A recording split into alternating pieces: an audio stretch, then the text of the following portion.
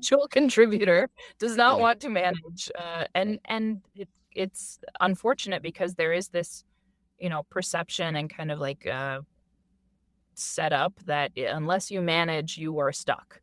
And it's like, well, I think depending on the organization, right? There's some that I've seen where it's like, yeah, if you're not a manager, you're going to make less and you're going to be stuck in your role. And there's other places where it's like we see the value of individual contribution. And so, yeah, leadership advice. I think if you're going to lead, you need to think about people, the upstream, the downstream, anticipate need, and teach people to be you.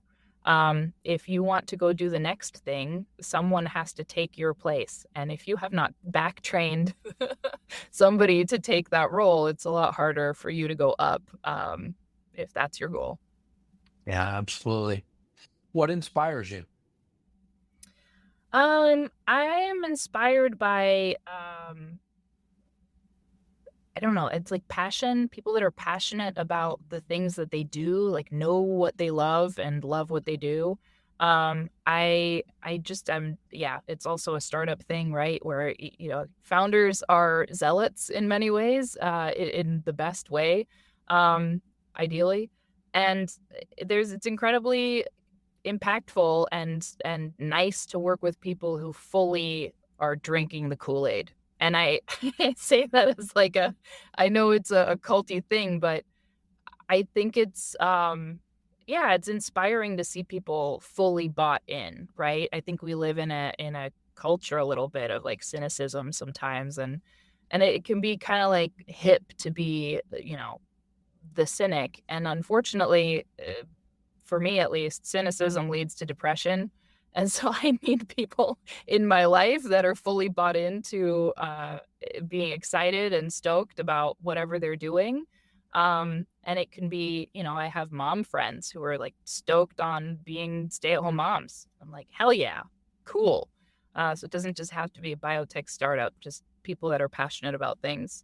Authenticity, I maybe it's the neurodivergent in me, or of me, but I have a good bullshit sensor, and I really detest, yeah, I don't want to be in an environment where it's bull. So when I find someone or a group that is like authentically themselves, I'm like, yeah, that's cool.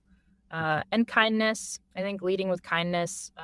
Again, maybe not sexy, maybe not like fully capitalism, but I think I think being kind and like having that be of value, even when time gets, especially when stuff gets hard in the market. Like it's easy to be mean to people. It's easy to be one of those recruiters that's like, "How dare you apply? You don't know anything." You're like, "Well, good luck with that, man." Like that I you're gonna have a hard hard couple years. I think it's inspiring when I see people leading with kindness, especially when it's easier or faster not to do so. Yeah. Well, let's check in on the inverse of that. So, what concerns you? Concerns. Um, I I think the biggest concern I have is the like anti-empathy movement. I don't know. I have a trend here. It's going to make me sound like a lot nicer person than I am. My default is not necessarily to be the kindest, nicest, most empathetic person, but I find that like those are probably some of my worst instincts. And when I see and embrace empathy and kindness, my life is better and the people around me's life and my work is better. When I see this like empathy is garbage, empathy is toxic thing, I'm like, whoa, humans are communal. Like if we're gonna be scientists, first of all, if you don't believe in evolution, what are we doing? But if you do believe in evolution, you know that humans evolved to be communal. It's what kept us safe. It's what kept us and keeps us safe. And yes, we are tribal, but we are meant to be together.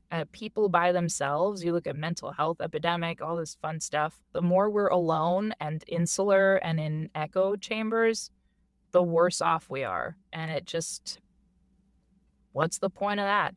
So yeah, concerned about like the growing trend of empathy is garbage. I think there's been a lot of like, what was it? I can't remember the phrasing that was used, but this idea of, yeah, like the anti DEI of it all concerning to me. I'm not asking for a handout over here. I don't think many women in this space are. I think we've all worked pretty damn hard to get here. Nobody gave me my PhD. And then when you see people act like being, diverse is somehow a negative. It's like, again, the principles of biology indicate to us that hybrid vigor is a real thing. And so teams should also have hybrid vigor. Uh, I have trouble with the illogical circular thinking there.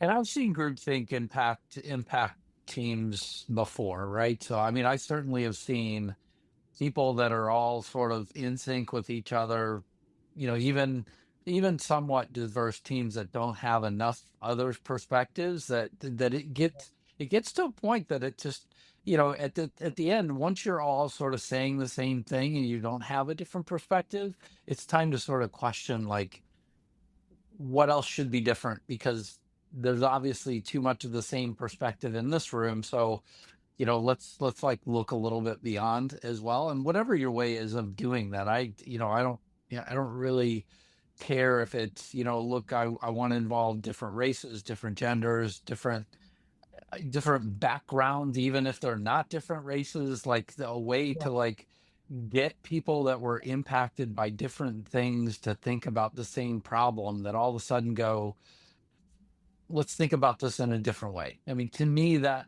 perspective is what helps you. I don't care what you want to call it at the end of the day. But at the end of the day, I've seen the same thing where, I've come into departments where they don't have enough other perspective, and then all of a sudden it's like, look, I mean, if we add a couple other minds here, and make sure that those minds are really used, not just sort of here to warm the chair. Um, it will help us all, and Yeah. it's amazing. So yeah. I agree. Yeah, and I say DEI in like that's been the term for a while now. But yeah, I think that human beings come from different places and cultures and experiences, and it's not that everyone should have every voice all the time, but I do think that we're better when we work together, and yeah, when we have diversity of experience. And I think it goes back to that point of authenticity. Like, do we have people that feel they can authentically contribute? Have we created a space with enough, you know, psychological safety that allows somebody with a different experience to say, actually, I don't agree?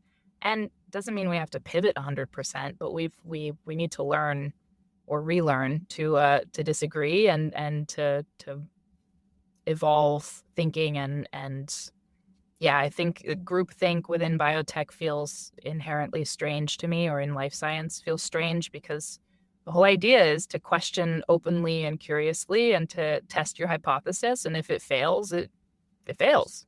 Yeah, That's find life, another right? way. That's right. Yeah. there's, New there's another hypothesis. solution somewhere. Exactly. The last question: what excites you? Um, what excites me? I am excited about the conversation about generalists. I'm not gonna lie.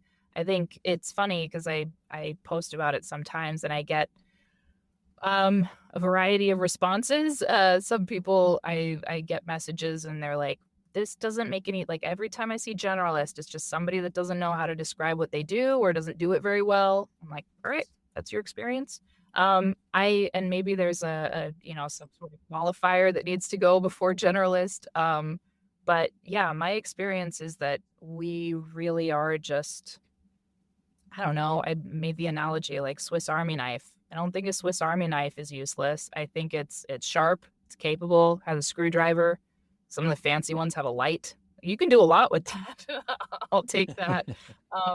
But yeah, I think it's also hard to fully describe a Swiss Army knife in a resume, right? Like, how do you describe that?